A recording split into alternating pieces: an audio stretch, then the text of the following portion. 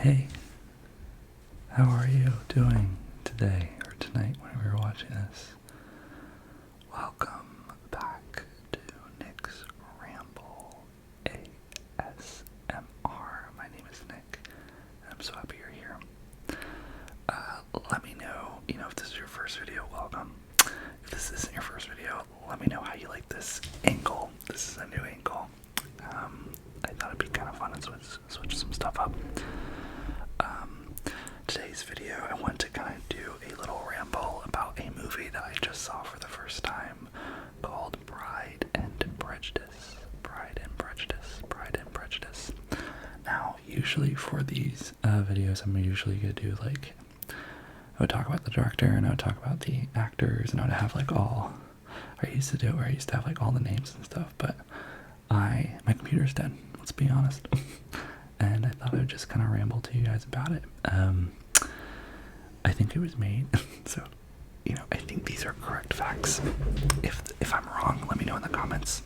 But I think it was made in 2005, and Keira Knightley stars in it. I don't know if you've ever watched it before. If not, I will give you kind of like a synopsis of it. But also, if you have seen this movie, I would love your thoughts on it. I literally just finished watching it for the first time. It's about, it was like 200 minutes, so that's around, is that 3 hours? Yeah, three hours or so. And basically the plot of the film, which is the synopsis, is about, I think it's in like the 1800s or 1700s. It's a period piece in England, I think, how you see kind of like the British soldiers. So I think it's during a war. I don't know a war. If you know, let me know in the comments. But it follows this family of 5 daughters, a mother and a father. So a family of 5 daughters. And basically their quest and their journey of finding love in this time period. Now, this is the time period which you might remember, but it seems very far ago, and it's very different now. Women didn't have a lot of opportunities. They could paint and do music and all this stuff, but it was usually to present themselves for a better suitor. And the men held titles, held land and money, and they were the source of stability and peace. And so that's when this movie takes place. We follow Keira Knightley as the main protagonist as she begins her journey of falling in love with this man who is named Mr. Darcy. Mr. Darcy. And if you ever like writing, you always hear love tropes are usually, people end up falling in love. They usually start off as enemies, and this film is definitely that. Keira Knightley, whose character name is Elizabeth. Elizabeth meets Mr. Darcy. Mr. Darcy is this really rich, think of the richest person you know, rich person who everyone, fawns over a little bit, and he's handsome, but he's more really quirky, really quiet. The first scene that we find him, they're at a ball, and he has a resting bitch face, basically. And Elizabeth, Keira Knightley's character, is dancing and smiling and trying to figure out why is he so sad. And throughout the film, she, he's off, and then she begins to hear all these things from all these different types of people, that, he, ruined people's lives, and he, I think he had like a brother or whatever, or whatnot, and he, disinherited him. He ruined his, Elizabeth's sister. So the way that Elizabeth meets Mr. Darcy is that Mr. Darcy's brother, is, so I watched this film, but I also was like on my phone a little bit. I don't know, that happens, it's okay. It's sometimes hard to pay attention on the full time, but his brother is basically interested in Elizabeth's sister named Jane. And so we start off where they're at a ball. Basically, Elizabeth's parents are trying to set up Jane with this other man who happens to be the brother of Mr. Darcy. So that's like how Keira Knightley meets Loverman Mr. Darcy. And then, yeah, throughout the film, they basically, thought it was really cool. They don't really tell you, there's no time in it. They don't tell you, like, 8 years passed, 2 years passed, but you can tell the time has passed, and you basically just see the encounters of Elizabeth and Mr. Darcy. And I really loved it. It kind of reminded me of Shakespeare, a little bit. So, like, if you ever hear, you know, old period pieces, they kind of like talk a lot. They talk in a way that's very artisan, crafted, very elegant. And, you know, it's kind of like Shakespeare. When you start listening to it, it kind of takes you a second to get into it, but once you, like, you'll adapt. After 5 minutes, you'll adapt to the language, and it's really colorful. Very colorful. And they speak it very fast, which is very, you know, confusing sometimes.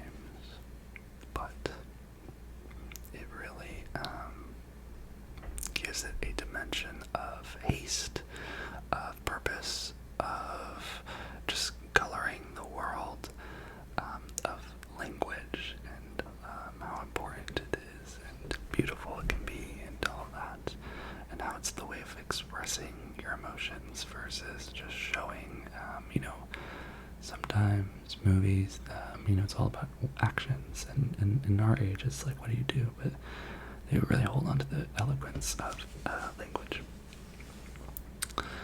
There's also a lot of classical music, but basically the plot, okay, so the plot is, so they basically end up, not to spoil it, but it's kind of like they're catching each other. Mr. Darcy basically confesses in the rain. Oh my god, do you remember this scene? In the rain. I was like, holy crap. So you think the whole film was going to be this tension of like them confessing their love to each other, and it kind of is, but Mr. Darcy just like in the middle, just straight up kind of feels like out of nowhere just tells Elizabeth, hey, I love you, will you take my hand? And Elizabeth's like, hell no. She's like, you're the most arrogant person I've ever met. And she tells him why, like all the things he's heard. The rest of the film is him kind of like making amends, writing a letter, and explaining why he's done what he's done. And, you know, he broke up, you know, at the beginning we see, you know, it's Jane and the brother, right? So they were gonna get married, and then Mr. Darcy broke it up. So she blames, you know, she's like, how could you ruin my sister's connection? And like, you know, she was in love, and he was like, no, she wasn't. And Keira Knightley basically was like, Elizabeth was like, how would you know? I don't even know my sister that well. And, you know, he learned, and then the rest of the film is him kind of making up to her. So he, you know, gets them back together, and then he just does some really great things. And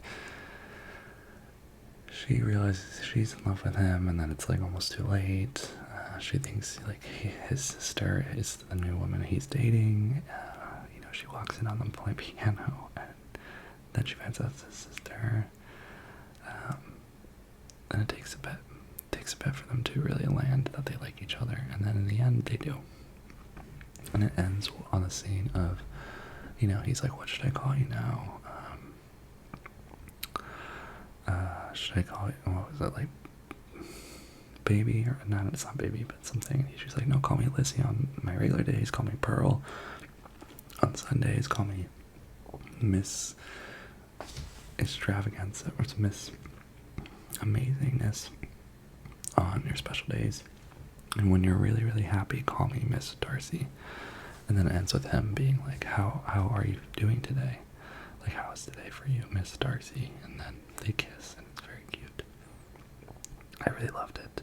I think my favorite thing at the film was the cinematography. Holy moly, they have all these really cool scenes where it's a one shot, so it's like the camera just holds So it's like I'd be like action the camera, and then they have these movements where they'll like literally on a dolly, they'll literally like pull the camera, and they'll like travel through the whole set, and you'll be seeing the intricate like you'll see the intricate like connection, like the connections, and oh my god, there's one in the ball where we like go around and you see like one of the daughters gets upset and cries, and then you see like people like laughing and dancing and all these different storylines, and then it's like literally 2 minutes long, and then near the end you see the girl that was crying then getting confronted by the dad, and then you're like, it's all in one go, and it's really beautiful. It must have been really hard to shoot. And then it ends on Elizabeth being by herself. It was really, really beautiful. I never read Jane Austen. I don't know if you have. Did you? Yeah. I've always heard about this movie, and, people really loved it, and all that stuff, and I just never found the time to watch it, and then I watched it tonight. I think movies should be like that. I think, one day you have a list. If you're anything like me, you have a list of like TV and movies that you want to watch, and then the best is when you kind of just watch them when you're supposed to watch them, Yeah, I really love that. I thought the acting was really good. Keira Knightley is stunning. Not only is she gorgeous, but she was just so entrancing. She was so captivating and so present, and that cast was stacked. Like, all the sisters are people that you would recognize now. I would highly recommend watching it again, and there's definitely stuff I missed, but I just really loved the unpredictability of the storyline. How, it's, as a writer, it's reminding me, like, you don't want the audience to kind of be able to guess everything that's going to happen. Like, yeah, we know they're going to end up together because that's the genre, or that's what we want to happen, right? So it's nice when that's fulfilled. But it's very cool to see, oh, he confesses his love literally halfway through. You're like, okay, or you're like, okay, so wait, wasn't that supposed to be the ending? You're like, no, we have a whole hour left. Yeah, so I thought that was very, very cool. Yeah, have you watched this movie recently? When did you watch it? What did it make you feel? It gave me warm butterflies. I was like, this is love. It was very cute, and it's that whole thing of someone like wanting you, and seeing. I was thinking about this when I was watching. I was like, why is that trope such a thing where it's like haters turn into lovers? And I think it's because usually, you can disagree with me or agree with me, but how usually the people that you hate, you might love eventually, is because maybe you see things in them that you see in yourself that you're really hard about. So things that annoy you a lot are things that annoy you a lot about yourself, and you see those qualities in someone else, because you try very hard not to be that, but they are, I thought that was interesting. The music was great. It's all classical. It's also really nice time period pieces. They don't have any technology, so it's like they were writing letters, and yeah. They also had this really beautiful thing with the camera where they did the POV and forced perspective, so it's like, and it would be to be very stark, like, for I think comedic bits. There's one where Keira Knightley was about to read a letter, and she they all like stand up, all these people stand up, she enters, and then she goes back out, they all sit down, then she enters back again, they all stand up. Yeah, it was very awesome. I thought the directing was really good, and yeah, I just really enjoyed it. I really, really enjoyed it, and I just thought I'd do a little ramble about it. Yeah, if you haven't seen it, I recommend adding it to your watch list. The story, if you're a hopeless romantic like I am, it's great. I think it's really beautiful, and even if you're not, the cinematography and the artist elements of it are very, very impressive. The high budgets, the high balls, there's a lot of people in it, it's just extravagant, and it's very well thought out.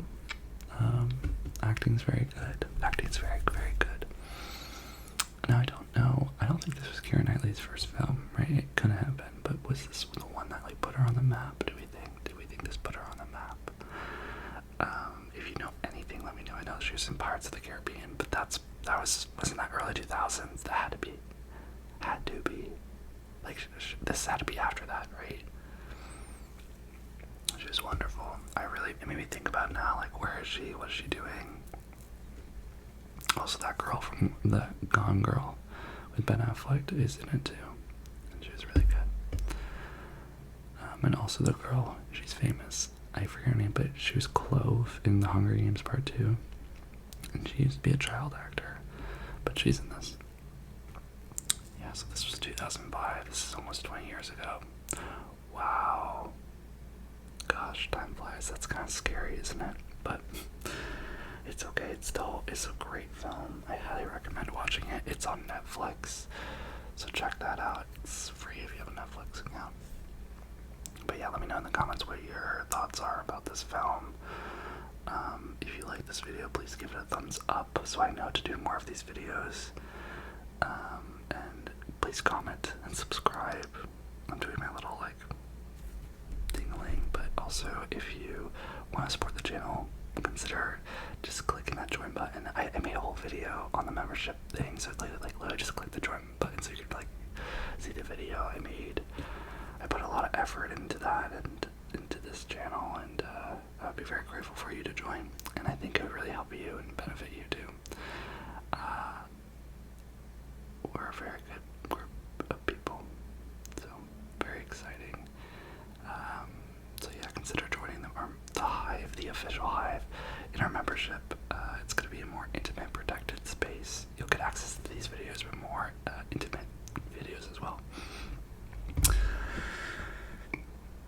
Anything else? Also, sorry, I'm very, it could be, I also, want your guys' feedback. Also, I love making these videos, that's why I do it, but if you ever have any ideas how to make them better, more tingly for you, more enjoyable, let me know. And if you don't want to comment, feel free to DM me on Instagram. Always want to find a happy medium for you guys and for me as well. Things I love to talk about and making you feel cozy and just supported. Yeah, so if you made it this far, you're not asleep yet, leave an emoji of a squirrel. Don't know why, I just love squirrels, and I will know that you made it this far, and I will give you a special, attention. I always notice who makes it out at the end of my videos. It means a lot, and it's also okay if you zone out during this. This is a ramble, but yeah. Okay, thanks for joining me. Have a wonderful night, and I will see you very soon. Oh, and also hit that bell notification so you get my videos.